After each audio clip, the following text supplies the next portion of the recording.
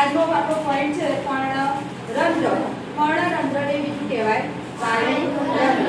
અહીંયા આપણે જે આકૃતિ બનાવી છે બે પ્રકારની બનાવી. ખુલ્લું વાયુરંધ્ર ક્યારે હોય અને બીજી આકૃતિ બનાવેલી છે કે બંધ વાયુરંધ્ર. બરાબર. હવે તો આપણે જોઈએ પહેલું કે પર્ણરંધ્ર કોને કહેવાય. તો પર્ણની સપાટી પર આવેલા નાના નાના છિદ્રો જેને આપણે શું કહીએ છીએ પર્ણરંધ્ર કહેવાય. એ પર્ણરંધ્રને બીજું શું કહી શકાય વાયુરંધ્ર પણ કહેવાય.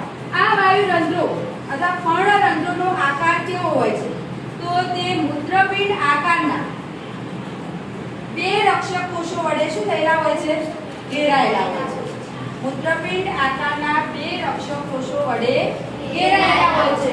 આ રક્ષક કોષોનો જે કોષ રસ હોય તે કોષ રસની અંદર હરિત દ્રવ્ય આવેલું હોય છે. બરાબર. આ વાયુરંધ્રો કાર્ય શું કરે છે તો આપણે જાણીએ છીએ કે વનસ્પતિ કઈ ક્રિયા કરે ખોરાક બનાવવા માટે પ્રકાશ સંશ્લેષણની ક્રિયા કરે. પ્રકાશ સંશ્લેષણની ક્રિયાની અંદર વનસ્પતિ કાર્બન ડાયોક્સાઇડ વાયુનો શું કરે છે ઉપયોગ કરે છે અને ઓક્સિજન વાયુ હવામાં મુક્ત કરે. તો આ જે વાયુ વિનિમયની જે ક્રિયા થાય છે તે ક્રિયા કોના દ્વારા થાય છે વાયુરંધ્ર દ્વારા થાય છે. બીજું વનસ્પતિ વધારાનું પાણી શું કરે છે ઘુમાવવાની પણ ક્રિયા કરે છે. તો એ વધારાનું પાણી ઘુમાવવાની જે ક્રિયા છે જેને આપણે શું કહીએ છીએ બાષ્પોત્સર્જનની ક્રિયા. તો આ બાષ્પોત્સર્જનની ક્રિયા પણ કોના દ્વારા થાય છે વાયુરંધ્ર દ્વારા થાય છે. તો વનસ્પતિ જે વાયુરંધ્રો છે મુખ્યત્વે બે પ્રકારના કાર્યો કરે છે. વાયુ વિનિમયની ક્રિયા કરે છે અને બાષ્પોત્સર્જનની ક્રિયા કરે છે.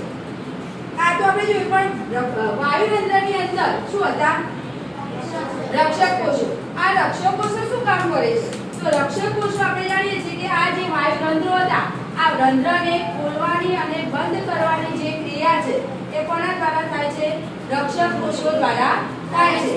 આ રક્ષક કોષોમાં જ્યારે પાણી અંદર પ્રવેશે ત્યારે આખો કોષ શું થાય છે ફૂલે છે અને ફૂલે એટલે વાયુરંધ્ર જે છે એ કેવું થઈ જાય છે ખુલ્લું થઈ જાય છે. અને આ જ રીતે જ્યારે રક્ષક કોષો પાણી શું કરે છે ઘુમાવે છે ત્યારે વાયુરંધ્ર શું થઈ જાય છે બંધ થાય. અને બંધ થાય એ વખતે કોષ આખો શું થઈ જાય છે સંકોચાઈ જાય છે. બરાબર. ખ્યાલ આવ્યો.